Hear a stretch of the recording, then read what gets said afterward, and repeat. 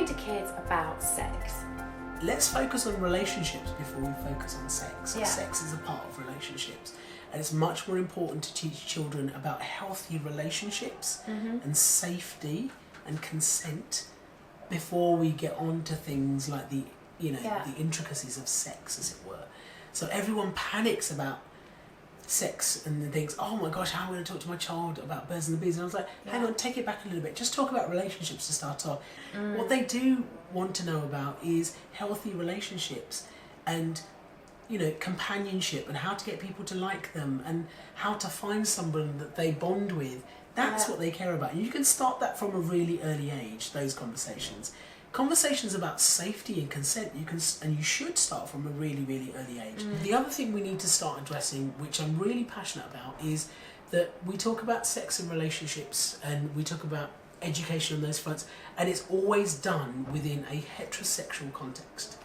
And there are a number of young people and children who don't feel like that applies to them, and they get ignored, or they feel like nobody speaks to them about the relationships that they are interested in or that apply to them. So I would always say try to be as open and as inclusive as you possibly can be, because there's a huge cohort of LGBT plus young people and adults who never got sex education or relationships education and therefore are vulnerable and are at risk because of that. Everybody deserves to be safe. Your job as a parent isn't to know all the answers. It's really not.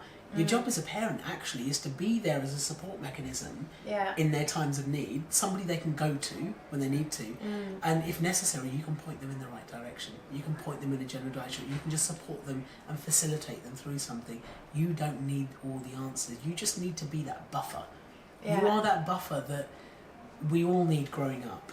Whereas you think, if I'm in trouble, somebody has my back. I can go to someone and I can feel safe somewhere. That's what your job is. So we've talked about sex. Yeah. And now we're going to talk about private.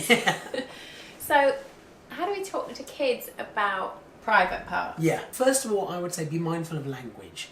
So be very honest with kids. It's fine. You can use the word penis. You can use the word vagina. That's okay, because these are the right words for it. Yeah. Obviously, if they're younger, they may not necessarily understand what that means, and you may use another word, but don't be scared of using the appropriate word. It's swinkins and foo. It's just, I mean, as long as they know what that means, all right, that's okay. But it's also, I think, important for them to learn at some stage what the actual terms are for these. Okay. The next thing I would say, when you're talking about privates, in the context of children, it is going to be in the arena of safety and consent. Fortunately, the NSPCC have produced a fantastic resource called the Pants Rule. And most recently they've created something called the Pantosaurus, which is a nice vehicle for it. In your pants belongs only to you. Your pants cover up your private parts. And they've got a free pack with activities, ways to talk to your children, how to address these sorts of subjects around, you know, your privates being private, only you are allowed to see them. If anybody, you know, says something or does something to you, you need to speak to somebody. There's no such thing as a secret, that kind of thing. I would recommend that to all parents. I really, really would, because I think it's a fantastic resource. Thank you so much for talking to us. Thank you for That was having really me. interesting. I have learnt loads. That was great. And thank you for watching the next instalment in the Meet the Expert series. Make sure you click on the link below to watch some of our other vids. Don't forget that we've got the Channel Mums support group if there's anything in this conversation that you want to talk about further. Leave us a comment below.